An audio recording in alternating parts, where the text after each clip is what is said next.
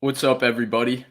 In this show, obviously, I'm joined by the great Rob Stats Guerrera of Niners Nation. He is my favorite content creator, and we will be covering a lot of topics in regards to the 49ers win yesterday against the Panthers and some more long-term topics about Garoppolo, this offense, the relationship with Shanahan. So uh, I'll see you after the intro.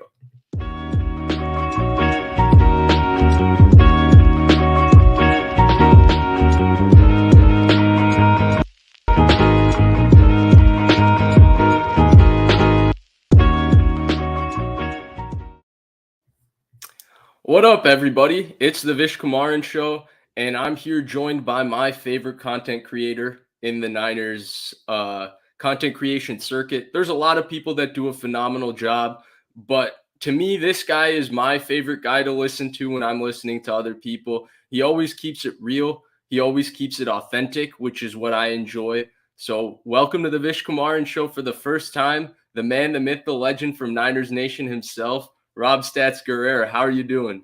Vish, thanks for that intro, man. I'm going to tear up over here. Someone had to give you that intro. I see the hate that you get every single day on the Bird app, Rob. I hear how people feel about it. But what I enjoy really about the content that you bring is that you don't worry about what other people have to say on the Bird app. You keep it 100% real. You keep it authentic to yourself. And I that's why I'm glad that we have an opportunity to talk a little football. I know that we've been in conversations about doing a show, all of that. We just haven't found the right way to do it. Here's a really good opportunity for the two of us to do a show together. I'm really excited for that opportunity.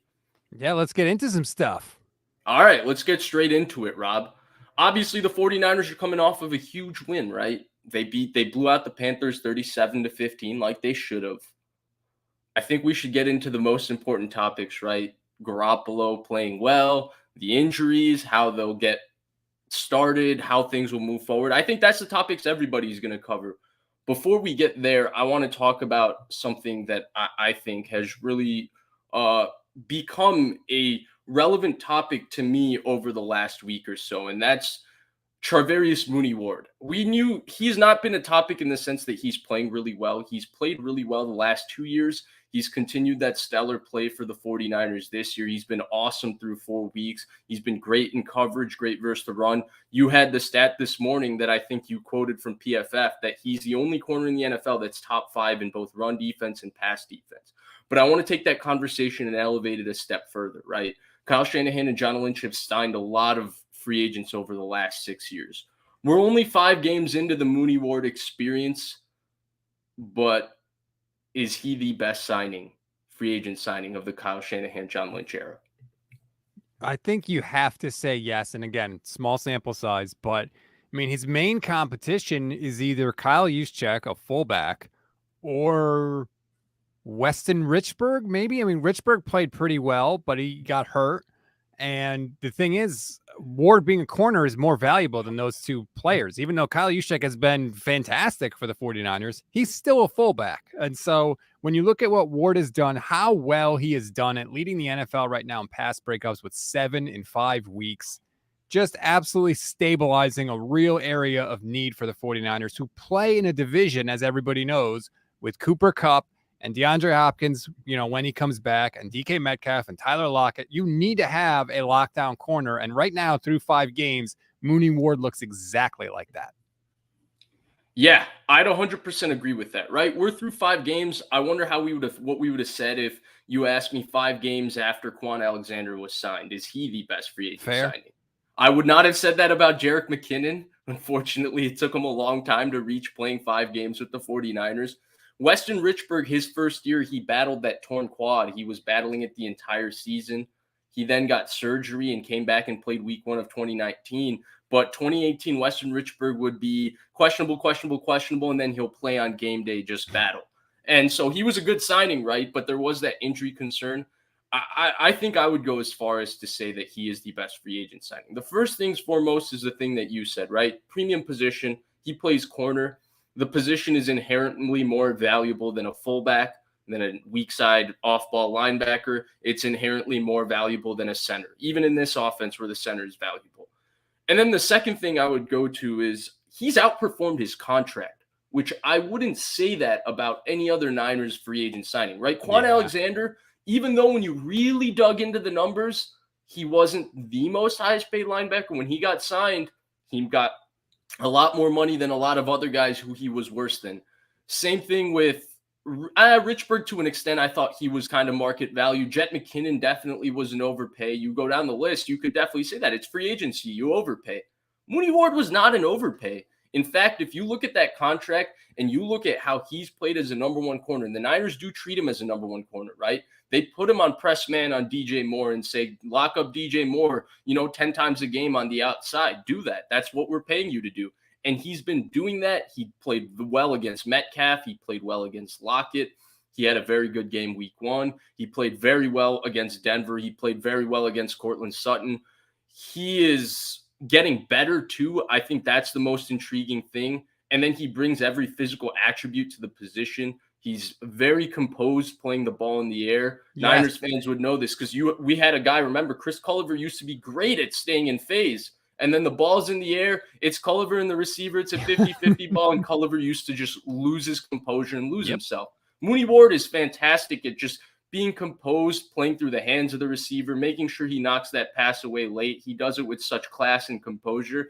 And then he's getting even better because he's 26 years old and he's a really good athlete. I think his athleticism is underrated. I mean, he's very big. He's a long corner, and he's a bigger corner than I think he gets credit for. But he moves a little bit more like a little guy. He moves really, really well.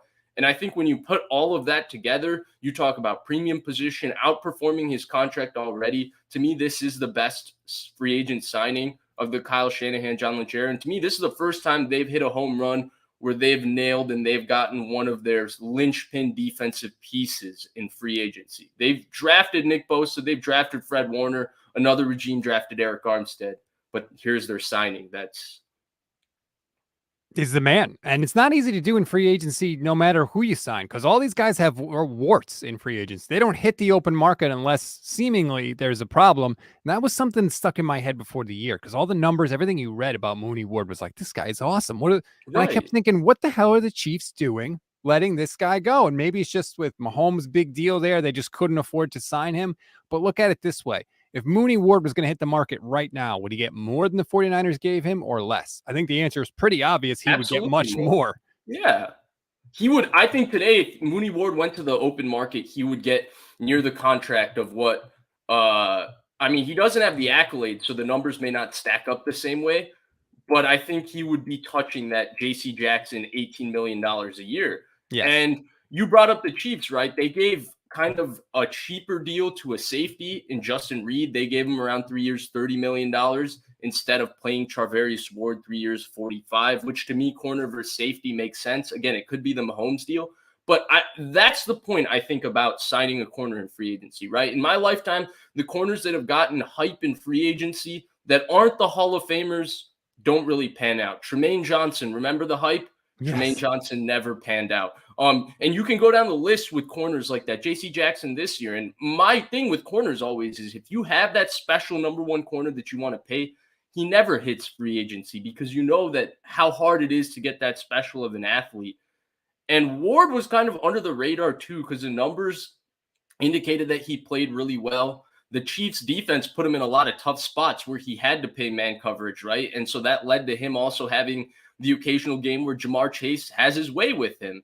And it happens if you have to play press man with Jamar Chase the entire game. That's what's going to happen. It's the reality of the situation. He's maybe the best receiver in the NFL. And so you talk about that.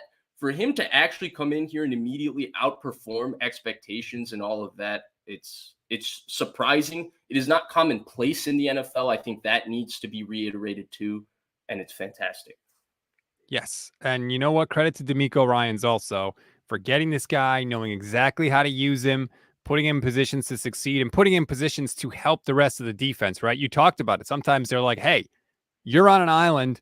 go do your thing. Well, that frees up the rest of the defense, Hufanga to maybe do some stuff from the safety position, do some weird twist up front to free up a defensive lineman. Nothing happens in a vacuum. So I think D'Amico deserves credit too, because he is getting absolutely the most you could possibly get out of this defense.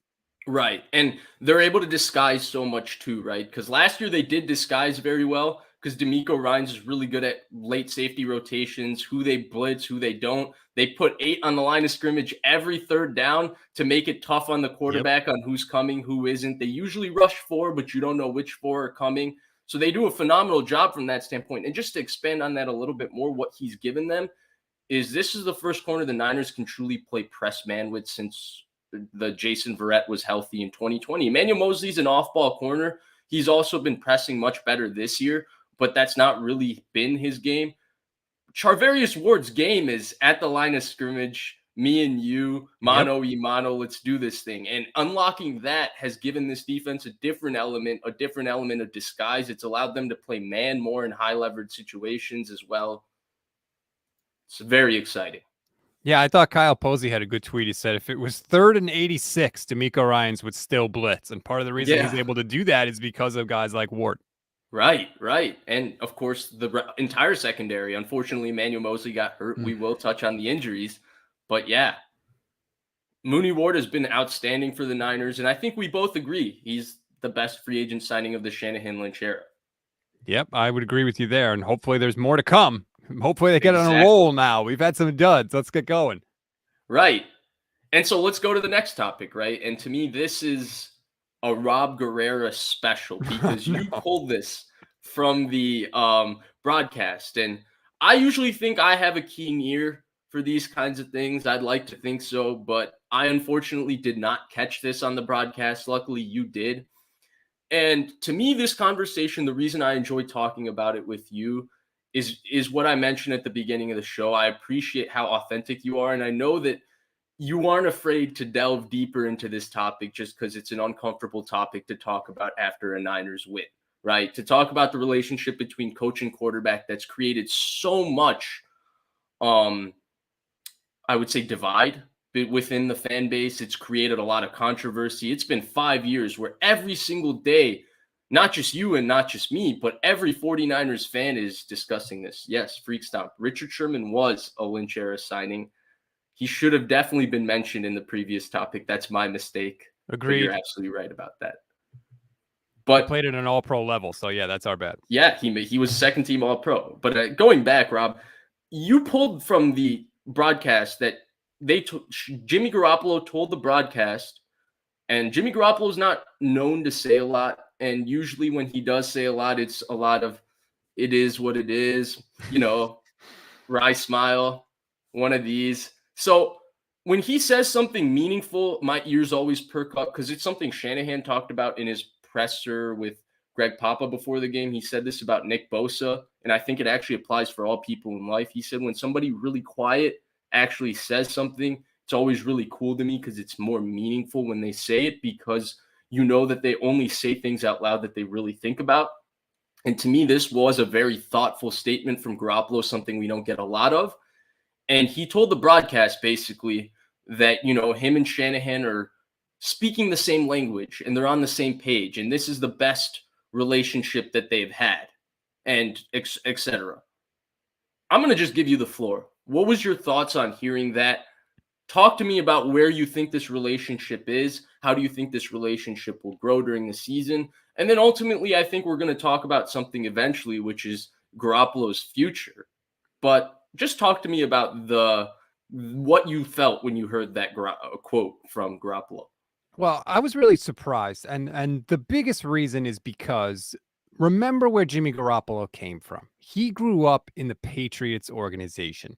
The New England Patriots do not let their players say anything about anything, good, bad, or ugly.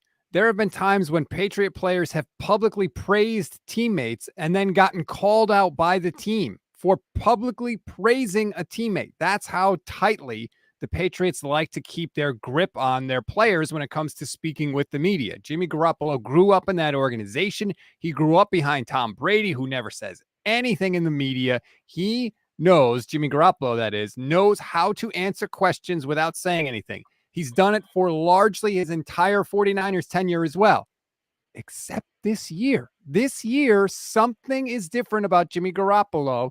I don't know if he just doesn't give a bleep anymore or what, but it started with the freedom comments. He mentioned multiple times how he liked freedom, wanted freedom in this offense.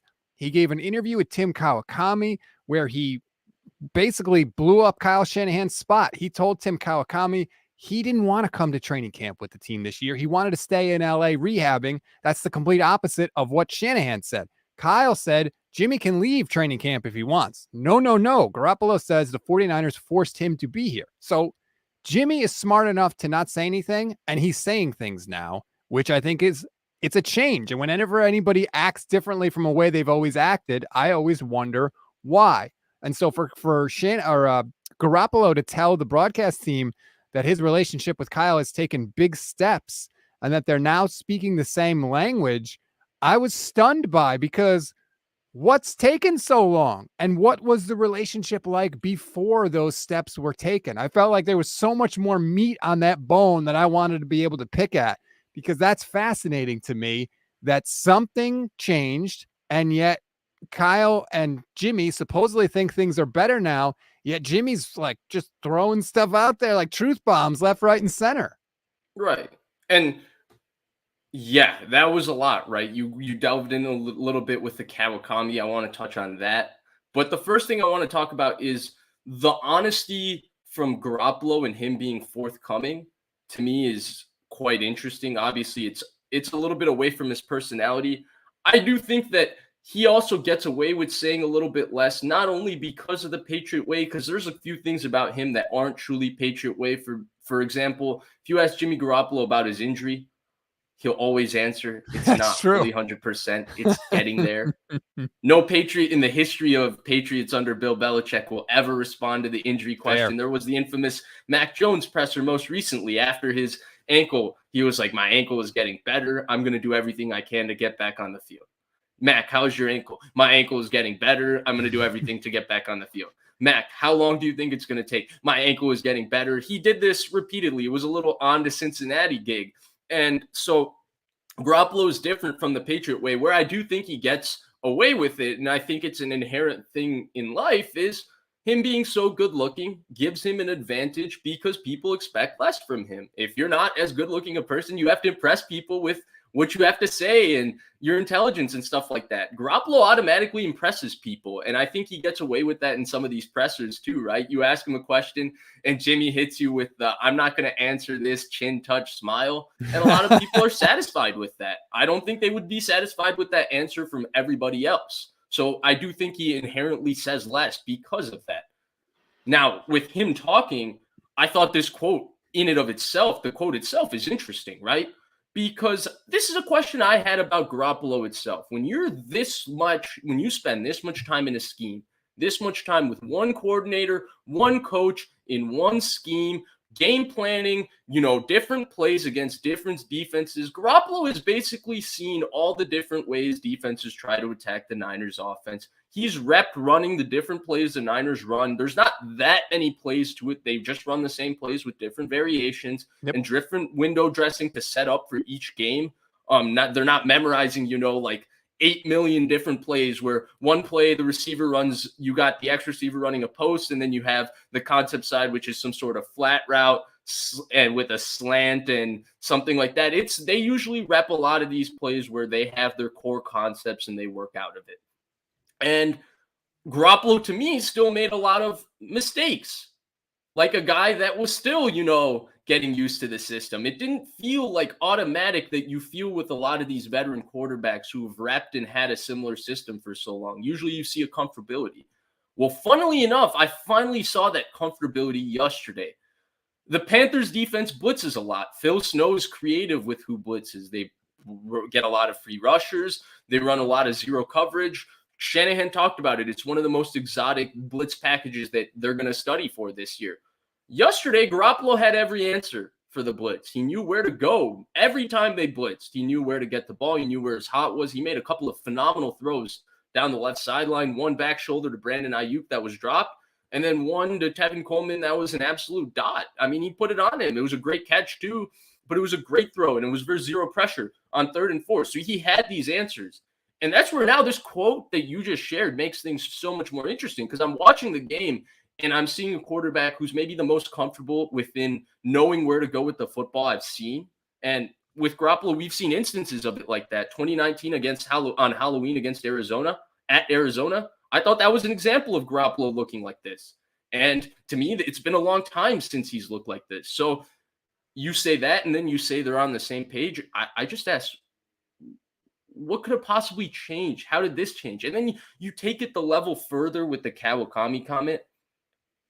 Garoppolo clearly, from everything we've heard from him from February to today, he was dead set on leaving the 49ers. He had ended his relationship with the 49ers. He didn't want to come back. He told Albert Breer after the Seattle game that it was Kyle's idea suggested to bring him back. And then I think Kyle said Lynch suggested it to him. But the 49ers were clearly more hell-bent on having Garoppolo around, having him show up to training camp and do that little rehab circus that was actually a circus during training camp, for reporters to videotape Garoppolo for 10 minutes and then comment on practice. It was a bizarre PR situation. There's no other way to put that. Usually you don't want that kind of attention for your backup quarterback. Maybe they were trying to get that attention to muster up a trade market. I don't know what the actual prevailing details were. All I know is that there was a clear disconnect this offseason. It worked out for both parties today, but Garoppolo didn't want to be back here. And clearly the Niners did have some inkling that despite everything they said publicly, they maybe wanted to keep him around if that was the case. I totally agree. I said it. I feel like I've been saying it, and then everything I've said has come true in this one particular area. Right. They either doubted Trey Lance's ability or they doubted his availability. One of those two things has to be true if you look at everything they've done. And then we find out that Jimmy Garoppolo didn't even want to be in training camp, and the 49ers said, no, you have to show up. That just goes to show that it's true, that they have some sort of doubt. Maybe it's 1% doubt, but there is some sort of doubt there with the 49ers and Trey Lance. And the longer they've gotten to look at him, I feel like the more that they've realized that Jimmy Garoppolo needs to be around. And I'll put it this way, just for the sake of argument, let's just say I'm correct, right? Let's say the 49ers did have doubts about Trey Lance, whether you think it's 1%, whether you think it's 50%, whatever. Would they have done a single thing differently than they did this offseason? The answer is no. They would have done exactly what they did. So that just goes to show there's some sort of doubt there. What I want to know is, what was the conversation with Jimmy Garoppolo like? Whoever approached him, Lynch, Shanahan, whatever. Because if you've got your heart set on leaving, right, and you're like, I'm gone, I've said my goodbyes, whatever. I've left jobs before. When I left ESPN, they said, you know what? Before you make your final decision, let's meet. We'll have a conversation. In that conversation, it was, hey, what can we do to get you to stay? What do you can we do anything? What about this? What about that? So when the Niners approach Jimmy and they say, hey, are you open to coming back? You've got a little leverage there if you're Jimmy Garoppolo, right? They're not coming to you for no reason. So what did Jimmy say in that conversation? Did he say, look, Kyle, I'll consider it, but you got to stop X, Y, and Z, whatever it was. But something happened in their relationship that's clearly different now, because that's literally what Jimmy Garoppolo just told the broadcast crew. So something changed, and I would love to know what it was, because it seems to be better now. Akash Anavarathan tweeted this morning, Jimmy Garoppolo has a big-time throw rate of 4.3%, which is the highest it's ever been with the Niners. And his turnover-worthy play rate is 2.4%, which is the lowest it's been since 2017. So something seems to be different now, and I'm going to keep my eye going forward. What kind of performances does Jimmy Garoppolo have? Does he start stacking these? And if so, does that all trace back to whatever this big step was that he took with Kyle Shanahan? And I will say this to expand. The big-time throw rate and some of the things that we've complained about with Garoppolo's play in the past, while I think those are a reality that you cannot argue, I think there are some people that would still argue against it and say, the coach is a little rigid and stuff like that. And those are some people maybe that are maybe connected with the 49ers, maybe on the 49ers, maybe play for the 49ers. So there are people who believe that. I don't know if that's true. I personally, but there's rumors that way. But the one thing I did want to add to that, right, is because you asked the question, what changed?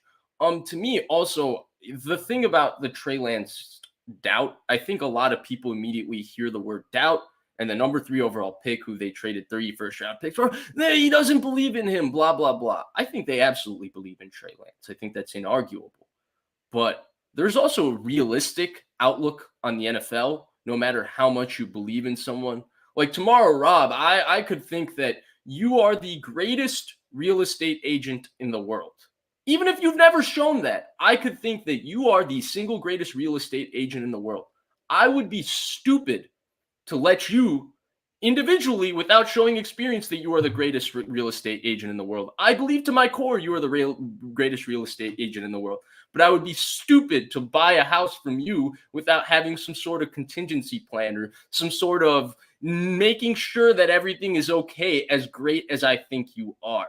And that's the reality of the situation. The Niners clearly are enamored with Trey Lance. They love Trey Lance. Rob is not saying that.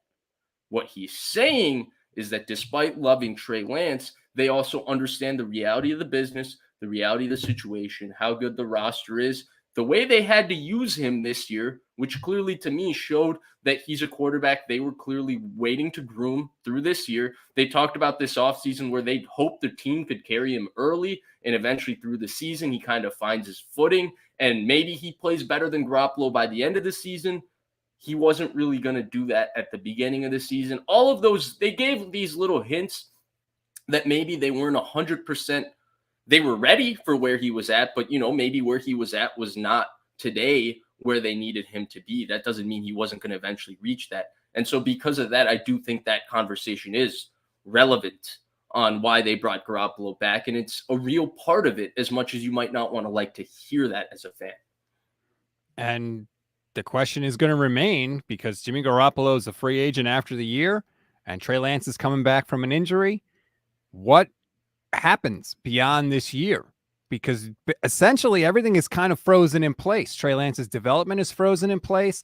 Jimmy Garoppolo is going to make another run with this team, whether it's, we don't know whether they make the playoffs or not. I think that they should make the playoffs, but we'll see. And so we're going to be asking all of these same questions again once this season ends. It's slightly different because the Niners will have to compete with other teams for Garoppolo's services, but I'm not convinced he wants to go anywhere else, Vish. I really think that if he had his choice in a perfect world, he would see Trey Lance shipped off and he would be the unquestioned guy.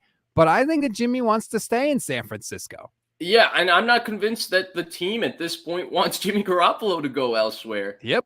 This team believes Jimmy Garoppolo is its quarterback, and that's a very dangerous thing in the NFL. When your team believes someone else who, maybe you don't believe you're ready as your quarterback. I mean, again, this is all conversation that's going to happen after the season, after the offseason. Hopefully it's a very successful season for the 49ers, because if it is, while the drama increases a lot more, I think we'll all be a lot happier while discussing the drama. But let's take a little break away from Jimmy Garoppolo and talk about a topic that, is really getting on it's really irritating Niners fans. The injuries, they seem to be never ending, right? Week 1, you lose a key player in your starting running back in Elijah Mitchell. Week 2, Eric Armstead gets banged up. Week 3, you get Trent Williams getting hurt versus the Broncos. Now here we are, week 4 against Carolina, I missed a game in there. I missed the Rams game, Week 4 against the Rams. Of course, I don't remember any significant injury there. And then yesterday, of course, the quadfecta of Nick Bosa. Who knows how long that's going to be? We'll find out more about that today. Emmanuel Mosley out for the season, big loss. Jimmy Ward, who just came back, broken hand. We don't know what that's going to be like. Can he play with the club? Who knows? All of those things will be discussed. shortly. And then Robbie Gould, which I thought was the most underrated big injury because Mitch Wishnowsky obviously is. Oh, I mean, Justin Reed kicks the ball cleaner than Mitch Wishnowsky does. That's one thing. But then, of course, also, like, there are kickers available, but it's always really tough to get a guy to be as steady as Robbie Gould when you're signing him after week 5. And so that becomes a little bit of a question mark. We know how difficult it was switching between McLaughlin and Gould in 2019. And then Gould also took some time 2019 recovering from his injury, where he also played poorly. And then he found his rhythm late into that season going into the playoffs. So that was a worry. And we know what it's like for the Niners to go into the playoffs with a question at the kicking situation. If anybody remembers 2012 David Akers, absolute mess. 2012, 2013 David Akers. So, no, I think 2013 was Phil Dawson. 2012 was David Akers. And so, yeah. And so, absolutely. And so, they do need to figure out this kicking situation. So, Rob, again, I've said a lot. This is a really broad topic. We don't know the answer to this. All we know is that Niners keep losing key players to injuries. I think the silver lining here is that besides Emmanuel Moseley, there have not been any season-ending injuries for the 49ers where you can feel confident that these guys can eventually come back and make an impact later in the season. And we all believe this team is going deep. But talk to me. What is your thoughts on these injuries? Do you think there's a solution to this problem? How does this team move forward with all these injuries? Here's the only concrete thing I can say about the injuries.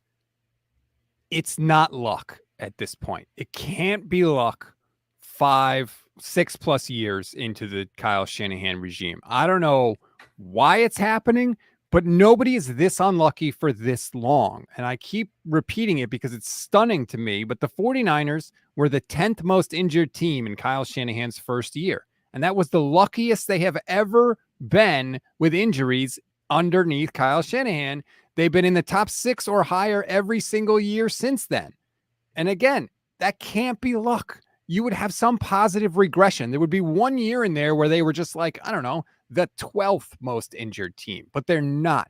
They're always up there. I know they've changed training staffs. Maybe they need to do it again. They need to do something because this just keeps happening, and this doesn't keep happening to teams. This is abnormal for whatever reason. Everything needs to be examined. The field, the training regimen, the sleep cycles, whatever it is. And I did a Twitter Spaces earlier today, and I said, well, just go to the Rams and hire those people because the Rams have had top 5 injury luck for the past 5 years. The complete opposite of the Niners. Just go steal some of those people, double their salaries, and bring them over. Find out what they're doing. Stick them in the neck with a dart and give them truth serum. I don't care, but figure it out for God's sakes. We can't keep seeing guys go down. And yes, I agree with you that like none of these have been season long except for Moseley, but half a season gone from Elijah Mitchell, half a season gone from Azeez Al-Shire. That's a big deal. These guys, most likely are not just going to be able to come right back into the game and play at their peak selves. It's going to take them a couple weeks to kind of get up to speed again.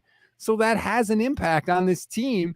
And it would just be nice, just one time to be able to see this team at somewhat close to full strength and see what they could do. Because look at the defensive line. Nick Bosa lost yesterday. No Armstead, no Kinlaw, no Azeez, no Ward. Emmanuel Moseley goes down. That's an incredible amount of talent for any one unit to lose. And the fact that the 49ers defense still played as well as they did, to credit to them, but that would sink other teams on defense. And I would just like to see what it looks like when it's all together. Right. Let's use some superlatives to describe the players you described, right? Jimmy Ward, captain of this defense, a top 10 safety in the NFL. Eric Armstead, captain of this defense, a top 10 defensive tackle in the NFL. Javon Kinlaw, a good starting player. I know that there's always a lot of debate with Kinlaw for a variety of reasons. But I think when Kinlaw has played, he's proven that he is a starting caliber player. I think some of the things that he does really well also go under the radar. One of those things is he's really good at feeling out screens when he's rushing up the field and stuffing them. He's really good at getting his arms up and feeling when the timing and the concept is coming and getting his arms up and batting balls. He does a lot of those type of things very, very well that maybe don't show up as much on the stat sheet. And then Emmanuel Mosley was playing at a Pro Bowl level before he tore his ACL. That's inarguable. Emmanuel Mosley was going to make $10 million a year as a starting corner somewhere, whether it was with the 49ers or with somebody. Hopefully he still does that. So the injuries are obviously massive. I think there's an interesting point, and I did want to bring it up to you in Spaces, but then I thought I would save it for here. Sorry, Rob. But I don't know the exact numbers with this, but it's just kind of an eye test feel thing. But does it maybe have to do something with how they practice? Now, I don't say that I'm not saying that Shanahan is like not doing everything in his power to ensure that his players are as healthy as possible. But I look at his two direct disciples, the two guys that have worked under him in San Francisco. They've had to battle with some injury issues in their own respective organizations, right? The Jets with Robert Saleh, to me, it's a big issue. It was a big issue for them last year. They lost key players like Carl Lawson and Mekhi Becton. And then you look this year, they've lost Mekhi Becton. They've lost George Fant. They're on like offensive tackle number 5. Zach Wilson's already gotten hurt multiple times. You know, Garrett Wilson has had a couple concussions. Like all these, Quinnen Williams has been hurt in that time period. So again, injuries happen. It's the sport of football. Everybody gets injured. And the unfortunate reality about the sport of football is because of the attrition and because of the reality of injuries, it's usually the healthiest team or the good team that remains the healthiest that's left standing at the top at the end of a season. Very rarely do you see a team overcome injuries to, 2 or 3 of their best players and win a Super Bowl. If they do that, then the league better watch out because it might be a dynasty incoming. But I say that only to say there's a clear issue, and the only frame of reference I have is that McDaniel has had, well, it's really the quarterback in Miami. They haven't had that many issues, but Saleh has in New York, and maybe it's because there's carryover, or maybe him and Shanahan have just been equally unlucky in that department. I don't know, but I don't know what the solution is either. This is a problem that needs to be fixed. I don't know what they do, but they have to try something. And I think they sort of tried to adjust because if you look at their last couple draft classes, they have really drafted people that have largely been able to stay on the field in their collegiate careers. So I think you've seen them kind of adjust. Like Javon Kinlaw, there were questions about his knee coming out of college. So you were like, that's dicey. But I feel like they've really recognized that, hey, we can't continue to depend on people with long injury histories. And that was part of the problem, right? D Ford. The reason the Chiefs were willing to get rid of him because they knew his back was banged up. Jason Verrett, everybody knows the long list of injuries with him, but yet they keep bringing Jason Verrett back every year. Jimmy Ward, bless his heart, has had a long injury history. So part of the reason that they've had all these injuries is because they keep depending on guys that get hurt, but it's deeper than that because it's multiple players now. It seems like there's like an injury theme. In 2020, I felt like it was the high ankle sprain. Now this year, it seems to be like the MCL injury. Sprain. But it's weird that like there seems to be one injury that keeps cropping up, which makes you think like, is there something with the training? Something maybe the training staff is not paying attention to that they should, or something they're doing that they shouldn't do. I don't know. Again, I don't want to just pin this all on the training staff, but like it's beyond luck now. This has been happening too much for too long to just throw up your hands and say there's nothing we can do. There has to be something, so everything has to be looked at. Right, and I don't doubt that they are doing that, right? Like the injuries directly affect each one of these individual people's lives, right? It directly affects the players, not only because it affects their earning capacity and their ability to do what they love, it affects them in the long term, right? Like a lot of these guys are going to have to deal with long-term issues because of the sport they play. So, and then of course, Shanahan, he needs his players, right? At the end of the day, it's a Jimmy's and Joe's league. That's the old adage. And it is true. The players are the product. The NFL relies on the players. The players are everything. And that's why I don't understand why the turf fields still exist, just not to go on a tangent, because the players are the entire product.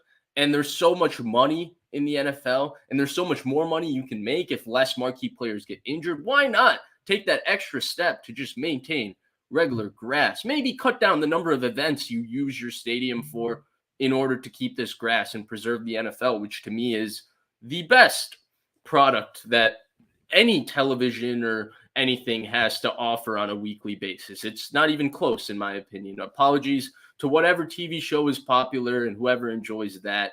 I don't give a crap. But yeah, and it at this point, like, again, it's hard to talk about this topic because it's not a topic you can really offer a solution or even a criticism. You can only offer an observation.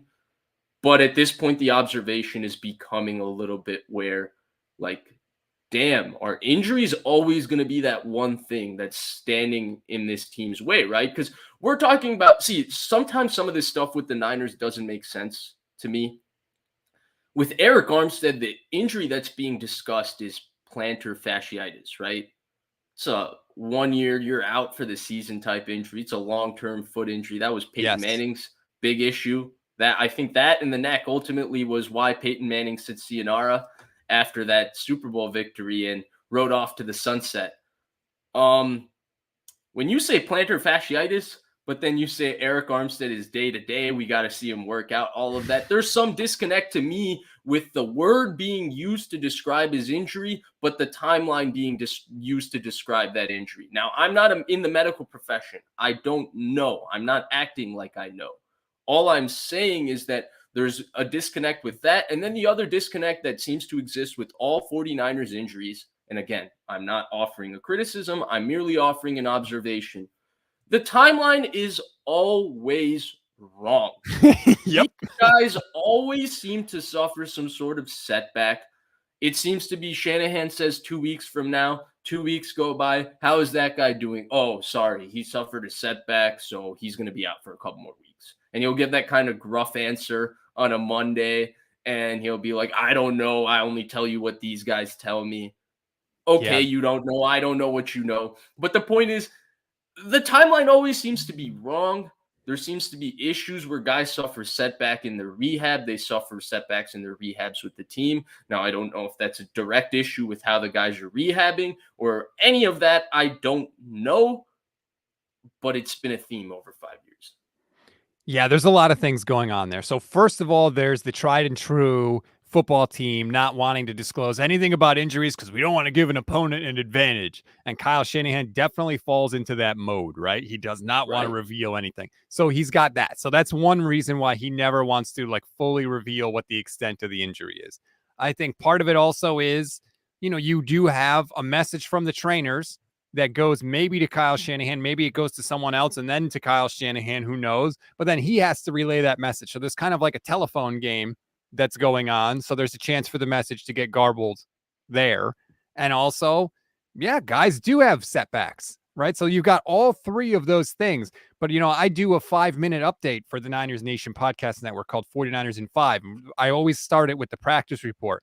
But So you spend 5 minutes reading injuries? Oh, no, almost 5 minutes. The funny thing is, like, people always like to get the injuries after the game. And I always tell people, don't put any stock in this. Number one, they haven't had any sort of scan or anything. So Kyle doesn't know. And number two, we always find out more on the day after the game than we know after the game. It happens consistently, especially with this 49ers team.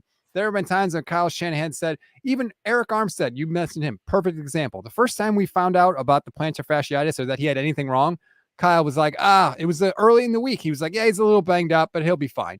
Yeah. He hasn't played since then. He hasn't played. I mean, the Kittle groin to start this season started the same way. Yep. They weren't even worried about him originally playing week 1. Then he didn't play week 1. Then he didn't play week 2 either. Mm-hmm. But then they held him out of week 2 to make sure he plays week 3. But you thought he would play week 1, so why are you holding him out of week 2? So there's a lot going on there. And Kyle gets mad. This is the other part of it. When you hold the 49ers accountable for what they say about injuries and point out, hey, you said he was going to be fine. Or you even just ask a follow-up like, hey, you said he was going to be fine. Turns out he's going to be out for longer. Why is that? What happened? Kyle gets mad. He gets gruff. He doesn't like talking about it. I know you guys always break down every little thing I say. Yeah, dude, what you say matters. And so that's the other part of it, is that now he tries to say as little as possible because he doesn't want to be called out for it later on, which bugs the hell out of me. Like, just tell us, just be honest initially and you won't have this problem. But so there's a whole like bunch of stuff that goes into that injury stew as to why we always think a guy's going to be back. And then turns out, lo and behold, we have to wait a few more weeks. Yeah, absolutely. And Kyle is really just kind of a funny guy in my opinion. Just being able to observe him as a fan over 6 years. When he gets upset, what changes? He doesn't change the tone of his voice. He has kind of that monotone, like kind of gruff, like way of like talking where he's like, it's almost as if he's bending his chin down and talking like this. Belichick. So yeah.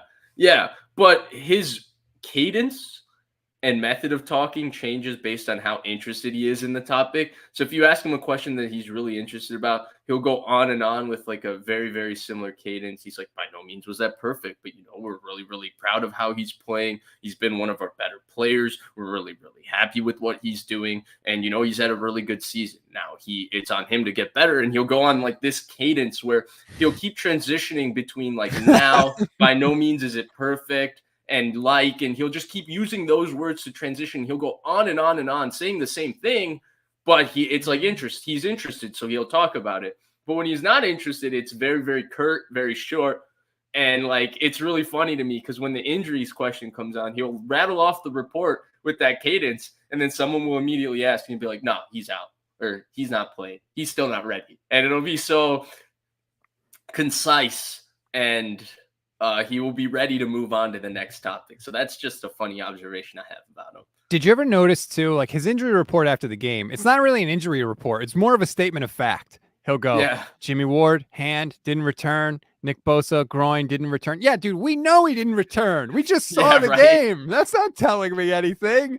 But that's just how he rolls. And he's a character for sure. I think that like who he is as a person, and he does a really good job keeping it private. I think that there's a lot of depth and layers to his personality actually that are quite interesting, and you get to see glimpses of it, right? He's very comfortable in settings where he's able to talk to his friends. You can see that clearly. So when he talks to like a Chris Sims, or when he was on the Flying Coach podcast, or he talks to like Brandon Marshall, he's way more comfortable in that setting. But you put him in these kind of formal settings where, it's him and the reporters or whatever, and he gets into this kind of like robot, to quote Jimmy Garoppolo, robot mindset. He hates talking to the media. It's part of the reason he hired John Lynch, because John Lynch is the media, and he was so like much better at it than he is. But you're right. I've been in those situations with Kyle Shanahan. I used to produce a show with Chris Sims. I've been at the owners' meetings when Kyle Shanahan would come by our set. He came on the show, and then after the interview was over, he hung out for like 25, 30 minutes, and he and I were talking about the 49ers. This was right after he got hired. I distinctly remember talking to him about that first Rams game, and I was like, Kyle, I think we got screwed. They called a bogus offensive pass interference, and he jumped right in like, oh, not only that, this, that, and the other thing. Like, when he's not in front of the media, when you can just riff with him, he's a totally different person. He's way more relaxed. He has no tolerance for the questions from the media. I think part of it is because he feels like most of these people do not know what the hell they're talking about, and they don't know nearly as much about the game as I do, which is true. Yep. Let's be fair. But so the questions from them, you could tell he gets very frustrated very quickly with those questions, and he doesn't like to answer them. And when they lose and when things go badly, it just kind of snowballs. Yeah, and I think that you can also see what I think he's open about is what his core values are. And you could see the things that mean a lot to Kyle Shanahan are family, football, trust, loyalty, and authenticity. If I had to describe him in 5 words, again, I'm just making an observation, could be totally wrong, but that's how he comes across to me. And those latter 3 things, right? Like football, the media is part of that. They're not his family, but they can't really provide him that. He cannot trust a media member because a media member has their job, which takes priority over their relationship with Shanahan. They are not loyal to him. They are loyal to the job they have to do. And I think he understands the business of it, but that also makes him be less open with the media. And then finally, there is a little bit of, Rob, I'm going to say it. I can say it because they're not my peers. There's a lack of authenticity with some of these people covering the 49ers. It's a lot of, I want to just be on the lane of where the fans are. So if the fans like Shanahan, I'm going to be pro Shanahan. If the fans don't like Shanahan, I'll also turn on Shanahan. So my content will always be consumed because I'll always be saying what the fans like to hear. And there is coverage like that. I'm not saying it's wrong. I'm not poo-pooing it, but that's where, as someone who's observing this entire situation from a neutral point of view, who I don't have anything where I side with Shanahan, I don't side with the media, I just kind of observe it. I understand why Shanahan is the way he is when he answers questions with the media. I do. I think that, and I think this is not just a Kyle Shanahan issue. I think that this is an issue throughout the NFL. Sometimes I feel like these coaches, when they get questioned on stuff, they feel attacked, when in reality, it's not that we're trying to attack you. We're trying to learn. Like, I think if you talk to any beat writer, they would tell you the coach of the team that they cover knows more about football than they do.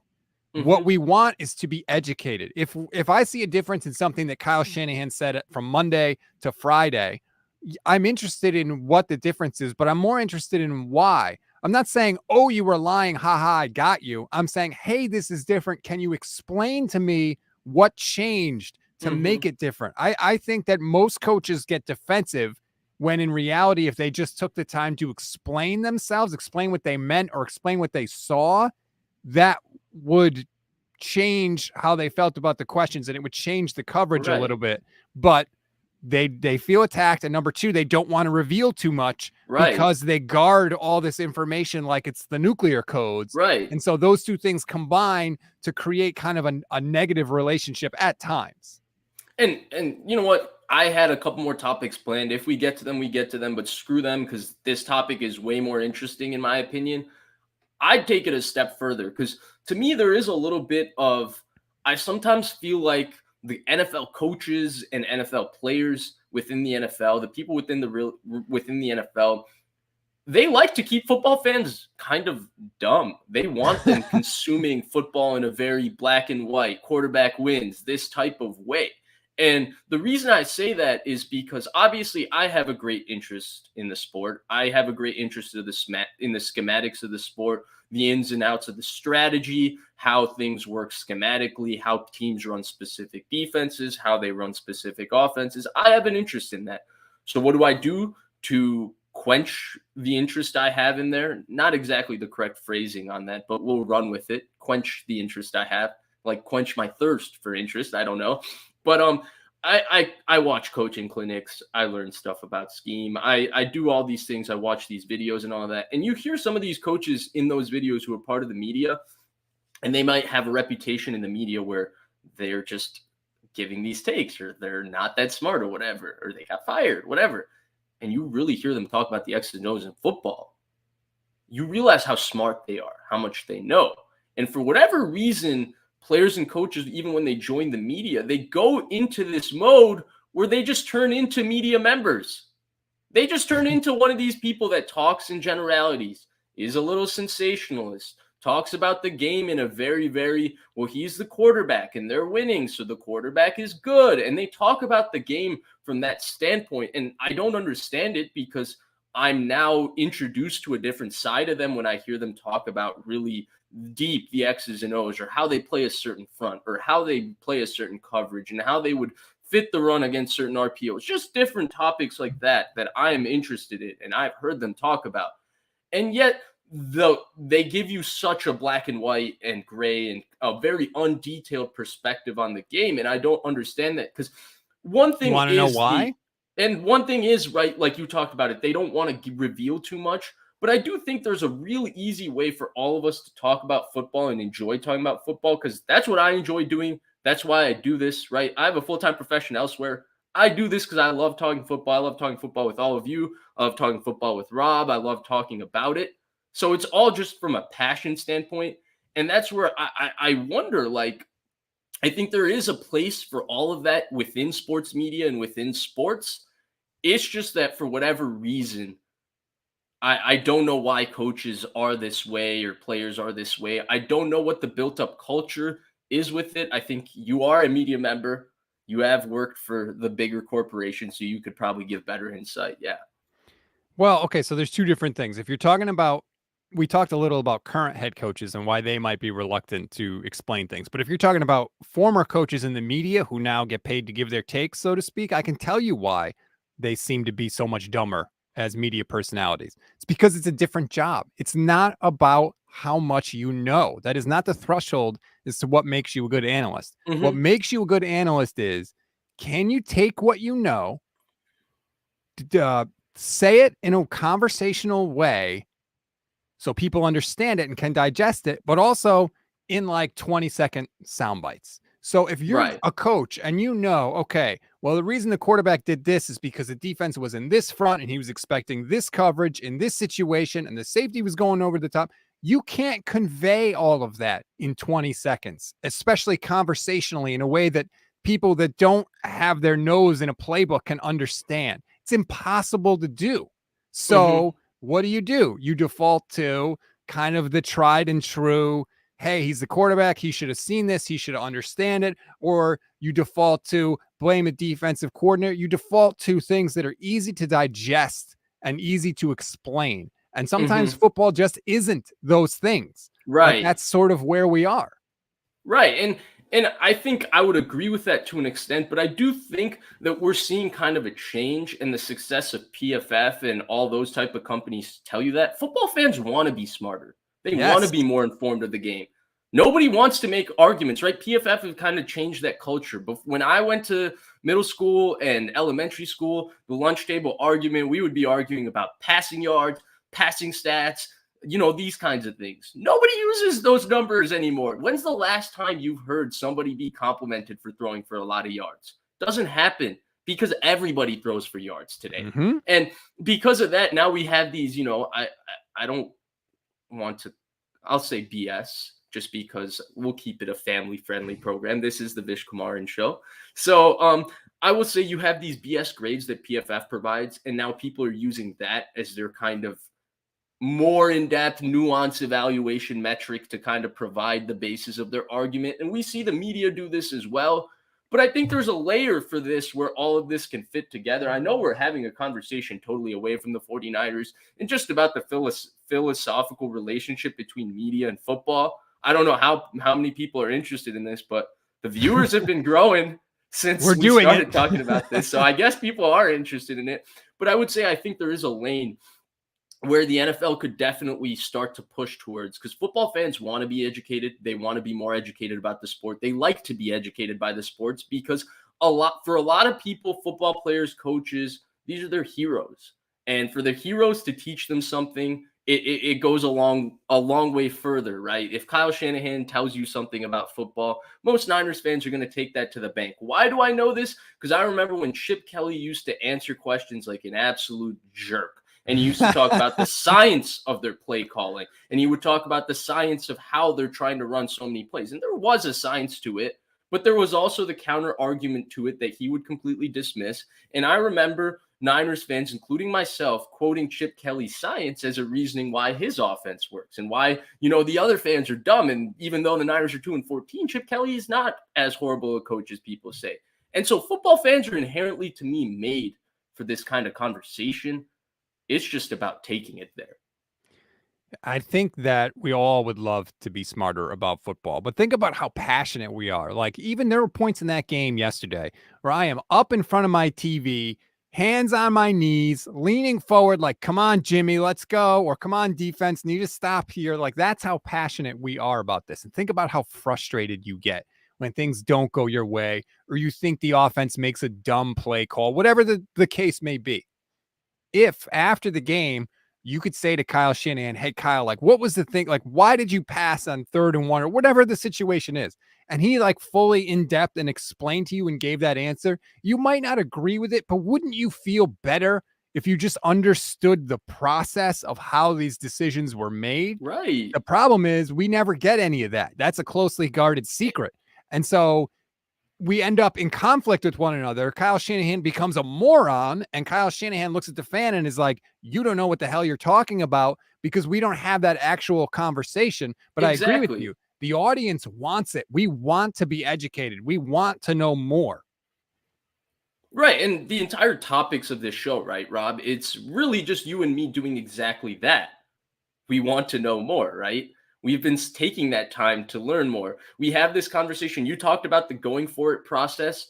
The reason there's a conversation with that with Shanahan is because when he gives that one word answer and says analytics made me go for it, then you and I, who are interested in this, want to understand what his thought process is. And also, are interested in the analytical decisions, go and say, well, there were 18 different decisions that you've made, Kyle, this year itself on 3rd and 4th and short around midfield. First of all, not to go on a tangent, but 3rd and short near midfield is the bane of Kyle Shanahan's existence. He never goes for it on 4th down, but it is He did yesterday. Always a run play. That's true. Like, to me, if you're running on 3rd and short near midfield, you're going to throw the ball on 4th down. You're going to go for it. It's a 2-down territory. Instead, He runs it, and he's perfectly contented taking that 5-yard penalty on 4th and 1 and punting that ball right back. So I don't mean to say all of this has to just go on Shanahan. It's just to say when he gives that answer of analytics, the reason we question him further is not because we want to question Shanahan.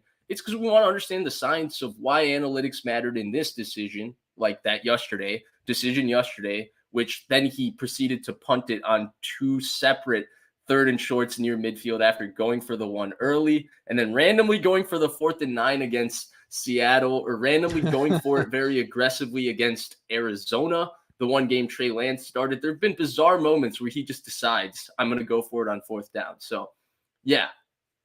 I love that he went for it on 4th down yesterday. Oh, I know. I was thinking just of you, actually. I was sitting there. I was stunned. Like, is this happening?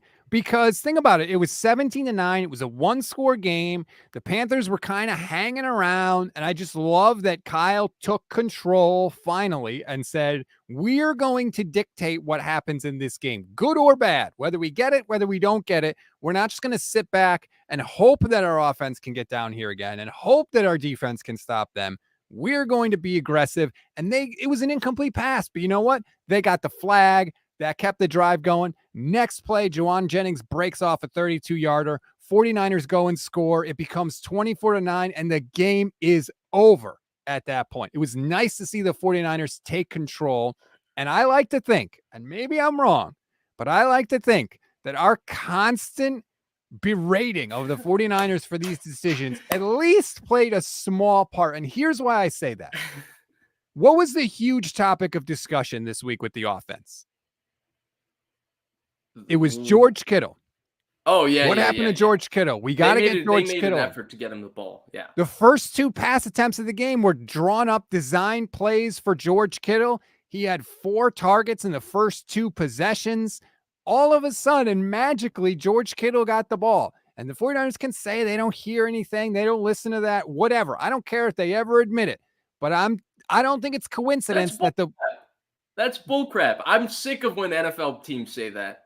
You know what? I'll tell you this. For those who play fantasy out there, easiest fantasy bet ever. Veteran player has a slow start to the season. Start him, trade for him. He's guaranteed over the next 2 weeks. They will make sure that guy gets stats so that they can eliminate that conversation. Especially if he makes a lot of money. And George Kittle only had 5 catches for 47 yards yesterday, right? It's not like he had one of those George Kittle 14 catch, 135-yard games. But that 5 catch, 47-yard performance, because there was a concerted effort to target him, was enough to get Niners fans off that topic. And they did it early. They came right out of the. You know how many targets George Kittle got in the second half yesterday? None. Didn't get a single one, but nobody's talking about it because they came out of the gate early. And it just proves that when they want to get somebody the ball, they can get him the ball. This whole he was double teamed. There was nothing we could do. Forget all that. If they want to get somebody the ball, they can, and they proved it again yesterday. Right. And in the reality of the situation is also that they feature number 19 in this offense, as they should. And so that's how it is. Lee Ving says DJ Moore. Yes, DJ Moore is definitely testing my theory. But of course, I think DJ Moore's problems are long-term with the quarterback and the offense in Carolina. Maybe not as much. Oh, excuse me. Oh, what happened? I accidentally almost pulled up the weird site that comes into the comments. So, Rob, what do you think? You got a minute for maybe one more topic? Sure. All right, let's hit one more. And this is a topic that I really wanted to hit with you, just because, again, you talked about it. I'll say it for you so that you're not saying it for yourself. You've been kind of right on about the Garoppolo situation every step of the way. Thank A you. lot of people haven't appreciated you for saying it each time you say it. I always enjoy it. Jimmy Garoppolo news comes down. Go to Twitter. My buddy Rob Guerrera is first on my timeline. He's tweeted something that's maybe a little uncomfortable for people to hear about the Niners and Garoppolo. Rob has 17 likes to 35 comments on there. And I'm like, I'm gonna keep scrolling. I do not want to get involved in this.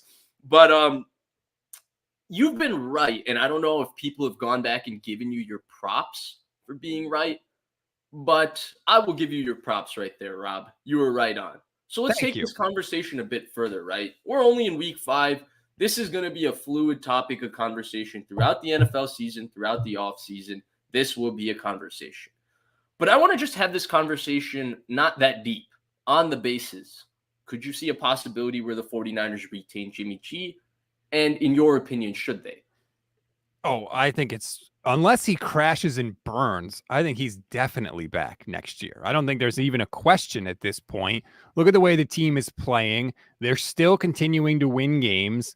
And the reality of the situation is as long as this core remains in place, and I'm talking Kittle, McGlinchey, Warner, Armstead, Ward, Juszczyk, those type of guys, it's Jimmy's locker room. They love this guy. They have won a ton with him. They're going to want him back. And, you know, as dicey as it was for them to give Trey Lance the job last year, now Jimmy Garoppolo is going to have another year of equity built up. And especially if they get back to the playoffs and make another deep playoff run, you think it's going to be easier to go to Trey Lance next year after Jimmy has another year of success? So I think he's definitely back next year. And I think at worst, the 49ers say, it's an open competition between Jimmy and Trey, and may the best person win. Or maybe they just give Jimmy the job outright. So I think he's definitely back. Now, should they? I don't think so, because I still think that Jimmy Garoppolo's ceiling is what it is. And I still think that against the elite teams in the playoffs, when your defense is not playing at an incredible level, Jimmy does not have the capability to take you above and beyond. So I still think your main reason for moving off of him exists. But I think that's what's going to happen. Jimmy's going to be back. It's going to be an open competition. I would imagine that Jimmy will probably win that competition. And I think he's going to be the guy now going forward. I think the Trey Lance thing is sort of over unless Jimmy gets hurt again. So I'm going to cheat, right? I gave you this question. You gave me this nice, definitive, great answer. I'm going to cheat and waffle. Here we go. And I'm going to do a Rob Guerrera, something he doesn't like, which is waffling. And I'm going to waffle right here. I think if they win the Super Bowl, right, he's definitely back, no questions asked. I think also with Trey Lance, the situation he's in, the pressure this team will be under. I mean, this team is third in point differential right now. They're at a plus 46. Buffalo's tied for second. Buffalo's first at plus 91, and they're second tied with the 5-0 Philadelphia Eagles at plus 46. Why do I say that? This is one of the best teams in football. It's a top defense. We know that. And the offense is also exceptionally talented. Like this team, it's in the conversation for the best roster in the NFL, sans the quarterback. And even with the quarterback, you put them in the conversation with Buffalo and Kansas City. To me, they're the one NFC team that I look at today, and I'm happy with every element of their roster. And I don't think that they have issues that could hurt them long term. I look at Tampa. I have questions about the interior offensive line and the protection. I look at Green Bay. I mean, the receivers are concerning. And then the defense was supposed to be good. The defense isn't very good. It's worked surprising. by the Giants. What about Philly, though? I think Philly's roster is pretty good. Philly's excellent top to bottom. But again, Niners versus Philly, I look at that matchup. I look at the quarterback Philly has. I look at the way the Niners play defense. I'd give that advantage to the Niners. Also, the Niners being a veteran team, having been there and done that. This is kind of Philly's first year with this iteration. This iteration of the Niners has had 2 NFC championship appearances. Again, we're going to talk about Niners versus Philly, so I don't want to go right there. But the point to me is that this roster is exceptionally stacked. And when you have this good of a team, they will have a good team next year too, bearing, a catastrophic injury to one of their 3 or 4 really star players like Bosa or Debo or Trent Williams, knock on wood, that doesn't happen. This team's going to be right here again. So I don't think you can put that on Trey Lance, where now without 3 straight years of playing football, he's got to come in and he's got to have the same pressure of last year and then added some because he got hurt in the little time he played this year. And in the little time he played this year, he did nothing to convince everybody. He didn't convince everybody yet that he is worth everything they gave up for. So I do think there needs to be competition brought in to the Trey Lance element no matter what next year. Some sort of veteran quarterback. It doesn't even have to be an outright competition. You can give the third overall pick the job, but some sort of credibility to give you an insurance policy in case he gets hurt again or something goes wrong. No doubt about that. I think that should happen. Now, in regards to Trey versus Jimmy, I'm all over the place. On one hand, I feel like if you're going to go the veteran quarterback route, there's no veteran quarterback that just kind of fits with the vibe of this team like Garoppolo, right? You can get similarly talented guys. In fact, you could maybe get a guy a hair more talented than Garoppolo. But there's something about Garoppolo with this team that changes the entire conversation, right? Like, I think in a vacuum, there's about 20, 25 quarterbacks better than Garoppolo. But if you ask me for the 49ers and the dynamic of the team, other than the 10 to 12 truly special guys, the 5 that are elite, and then the 4 or 5 that can be elite in correct circumstances, I think I would probably take Garoppolo for the 49ers over, maybe he's in the top 15 quarterbacks, even though I don't think he's a top 15 talent. For the 49ers, he's one of the maybe 15, 16, 17 best quarterbacks that would work with the 49ers. I don't know. You're kind of picking between him and like somebody like Jalen Hurts to me. And I just think that with a locker room dynamic, I don't know. You seem a little skeptical, so I can't wait to hear your response to this. I hate that answer. You hate that answer. That's not the choice. The goal is to get one of those guys you're talking about, to get one of those top elite tier guys. That's your job as a head coach. That should be your goal every single year, is to find one of those guys. Rob? What if you can't? Bill Walsh said he would draft a quarterback every year. And I totally agree. You keep trying until you do. You don't stick with this guy because, we might lose more games if we try with someone else. That's been the frustrating thing about this Trey Lance thing. You can give the reins to Trey Lance. You can give Trey Lance time to develop. You just have to, actually be willing to give Trey Lance time to develop. I agree with that. I agree with that. They talked about going through bumps and bruises with him. He loses one game in a monsoon to the Bears, and people are like, oh my God, Jimmy Garoppolo's got to start. I mean, which was bullshit. Right. And so I just think that they want to have their cake and eat it too. And that's part of the reason why they haven't moved off of Jimmy Garoppolo, because they don't want to lose games in the interim. And that's something that if you're going to stick with Trey Lance, you just have to swallow that. You have to accept that is going to happen. The 49ers, for better or worse, if you think that's a bad idea, great. If you think it's a good idea, great. But I think what we can say is they are not willing to do that. And so what you get is you get a team that's unwilling to make a big move, like for a veteran guy, make a Russell Wilson style trade, that kind of a thing. Not saying that they should have done that, but they stick with Jimmy Garoppolo. They stick with what they have. They stick with the known quantity. Mm-hmm. And so that's why we're here saying this is a Super Bowl roster, Super Bowl team, but we don't know about the quarterback. Well, outside of the quarterback, they're really good. That's why we're in this world, because the 49ers are not willing to accept the growing pains of bringing in a younger quarterback. Real quick, rapid fire before I let you go, because I first of all, I really appreciate your time. You're the man, Rob. Like I said, my favorite content creator in the space. Make sure you're following him on Twitter at StatsOnFire.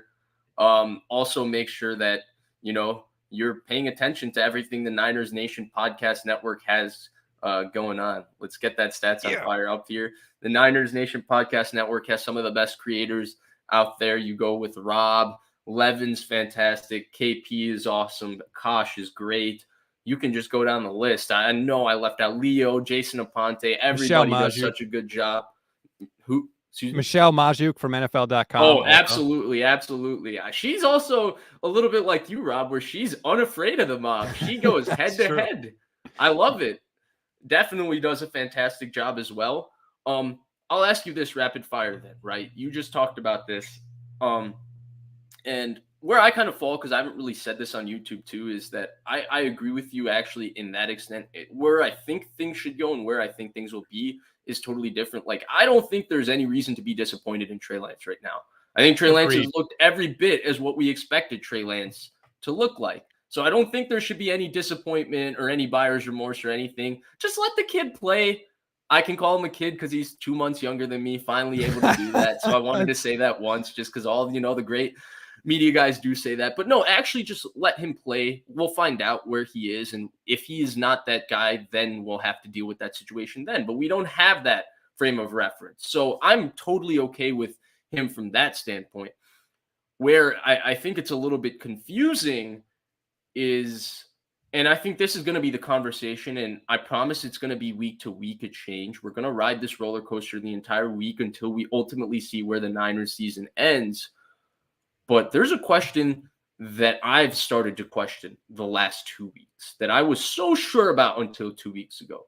And that is, can you win a Super Bowl with Garoppolo? I was so sure that answer was no until 2 weeks ago. But today I look at this defense. I look at the fact that this defense is scoring points, the 2 straight pick sixes in back-to-back games. They are taking the ball away. This might be a defense that fully healthy is better than the 2019 defense. This offense is definitely more talented than the 2019 offense was. Agreed. That offense started with Dante Pettis and Marquise Goodwin as their receivers before camp. And then after Deebo Samuel worked with the second and third team all of training camp, week 1, he showed up and he started on the other side of Marquise Goodwin. So they really expected a lot from him at that time. Now they have veterans on both sides of the ball. And I look at all of that and I say, maybe they can win a Super Bowl with Garoppolo. And if they can, this entire conversation changes, because everything about getting Trey Lance was because you, me, and the 49ers were sure that the answer to that question was a resounding no. That's why you make that move. It's not about deeper at the quarterback position. Everything in the NFL is about winning a Super Bowl, and you're going to do everything in your power to win that Super Bowl, and you need a quarterback capable of winning the Super Bowl. And Trey Lance wasn't that quarterback in week 1, but there was no telling if he would have been that quarterback by week 12, week 13, week 14. We didn't get the opportunity to see that. Now, I look at how Garoppolo has played. I mean, again, I thought this was one of the best games he's played as a Niner. He's been aggressive. He's throwing the football down the field a little bit. I'm not going to say anything, Rob, because this is my show and I can waffle. But I'm going to put you on the spot now and just ask this question pretty simply. I know I've taken a lot of your time. It doesn't have to be a long answer. But can you tell me if today you sit here and you think if the 49ers can win a Super Bowl with Garoppolo? No. Why? Because they beat the Rams and the Panthers? All of a sudden, my whole Garoppolo outlook has to change? No, man. Come on. We do this every time with Jimmy Garoppolo. Beat the Rams, play good against a bad team, and then all of a sudden, well, look at the defense. They have that exact thing that you just laid out there. This is the Garoppolo carousel. It just keeps going in a circle. And when they play the Chiefs and Mahomes is doing 360 touchdown shovel passes and throwing the ball all over the place, and Jimmy Garoppolo can't keep up because he's got to score more than 14 points in a game, then we're going to say, oh man, this Jimmy Garoppolo is really limited. Like, do not get caught up in this. Like, perfect example. Look at the game script yesterday for the 49ers. They never trailed. They were never really in a must-pass situation. The couple times they were, the Panthers were actually able to get pressure, and I think sacked Garoppolo a couple of times. That Brian Burns on Jalen Moore matchup is not one that we want to see very often. So the game script, this was a perfect game script for Jimmy Garoppolo. The running game was working. You never trailed. You were never in a must-pass situation. You had the benefit of play action as well. And sure, he looked good. And when they played the Rams, the defense completely overwhelmed the Rams. It was just absurd how much they shut down the Rams offense. So that's not the game where you're like, oh, you have to upgrade from Jimmy Garoppolo. Jimmy has shown in these type of games, he's good. If he didn't turn the ball over, like, you're going to win. The games that you say He's not enough. They need to go somewhere else. Are the games like we're going to see against the Chiefs, maybe against the Bucks later this year, against those elite players? We saw it in the Super Bowl. Mahomes went God mode, and Jimmy just did not have that extra gear. And nothing that we have seen this year should change your mind. Don't fall victim to that, Vish. Come on now. All right, Rob, I'll say this. I haven't fallen victim to it yet, but we'll give it 2 weeks. We'll see what happens versus Kansas City. 2 weeks. Here's what I'll also say about Garoppolo too, right? He also does this because he's the most bizarre quarterback I've ever seen. Like, there's no such thing as hot and cold for Garoppolo. Garoppolo could be playing the best football of his life, and he'll start the next game, and he'll start real slow, real sluggish, missing a few gimmies, and he'll put you back in that. He ensures that you don't feel too happy about him or too angry about him at any time. You're fair. always keeping your expectations low with him. But if he plays well against Kansas City, Rob. No, man. No.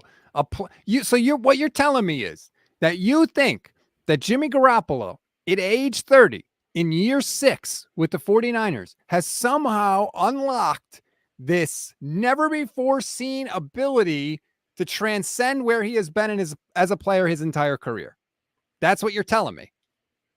Well, Rob, here's my thing. We talked about it at the beginning of the show. You brought it up, right? It's the most comfortable he's ever been with Shanahan.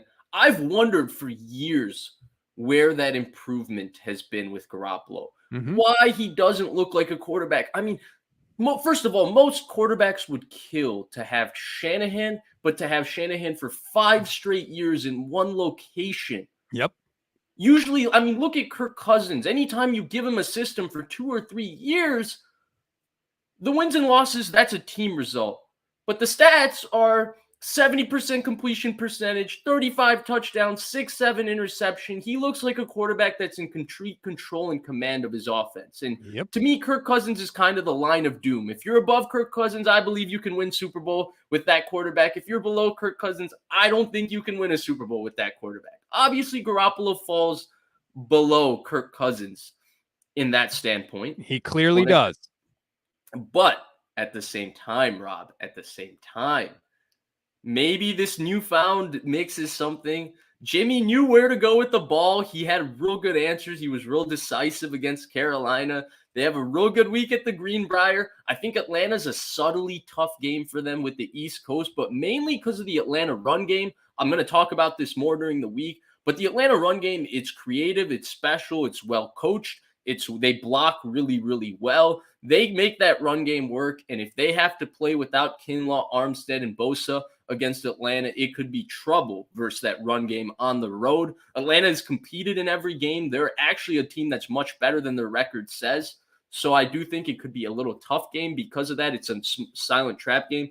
But if Garoppolo goes there, another defense that does a lot, Dean Pease is really creative. If he plays the same way he played, where he's decisive, he knows where to go with the ball, he plays more or less a clean game. The drop picks, it's going to come in every game. That's just him by nature. There's going to be one game where he just sees one play where he sees red and he throws it to the wrong team. That's who he is at this point.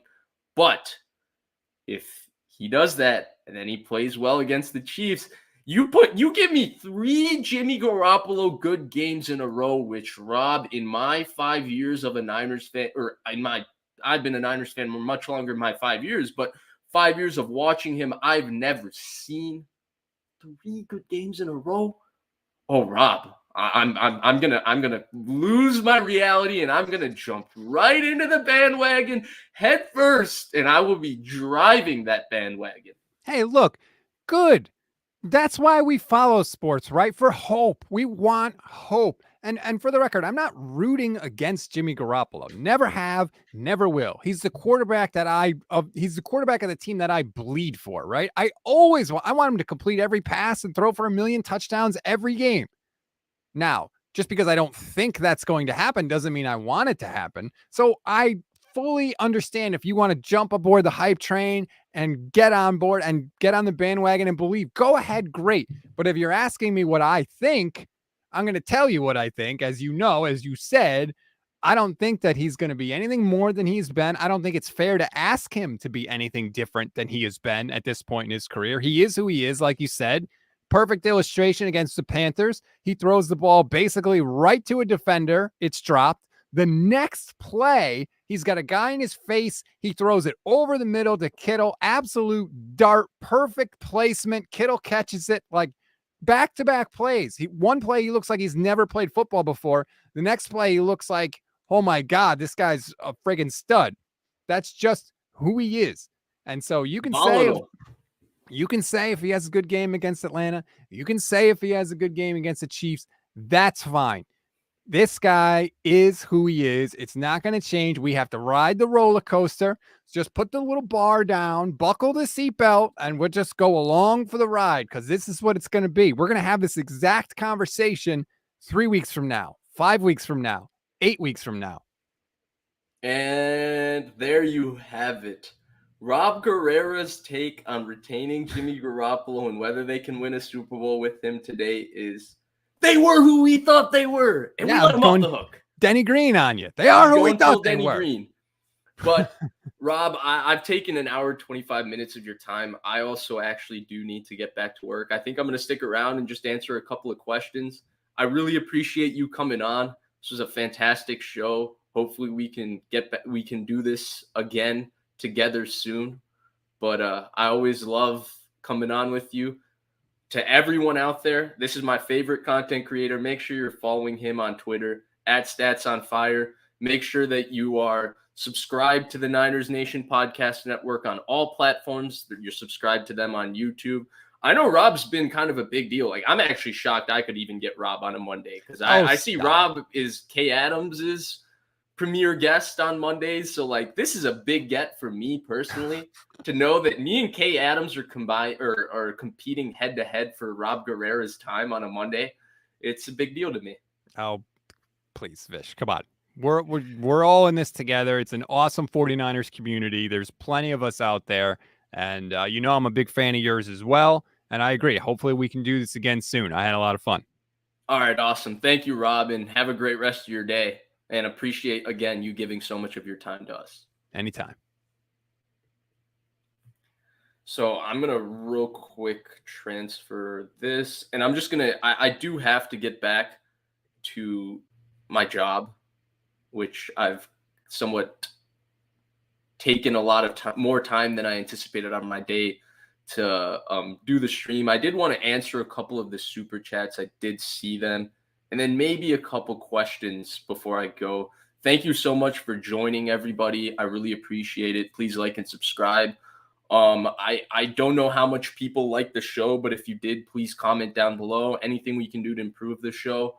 Rob is someone I really enjoy doing content with, and I hope to have him on in a more recurring fashion if that's something that everybody enjoys. Thank you.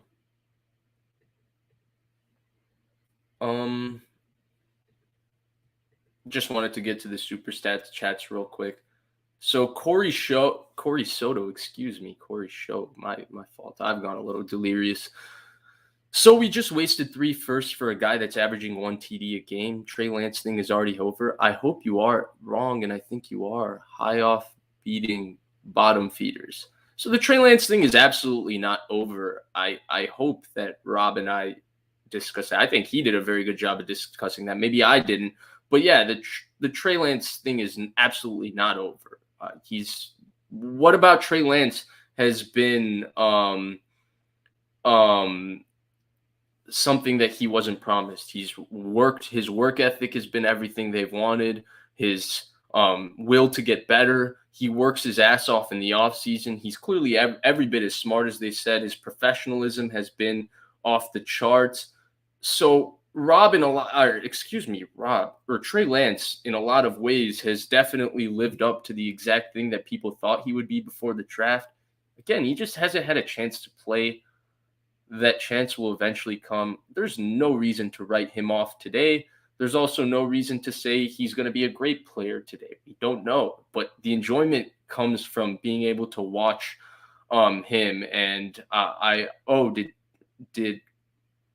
Rob say that?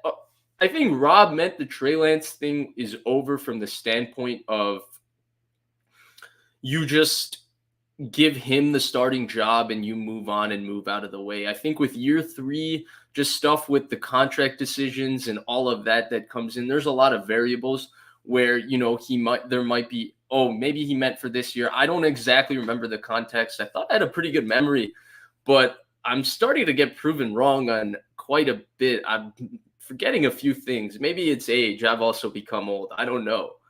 But yeah, appreciate the donation, Corey. I wish I got to this then. I'm sorry I missed the context, but I really appreciate your support. And I will try to give you a better answer next time.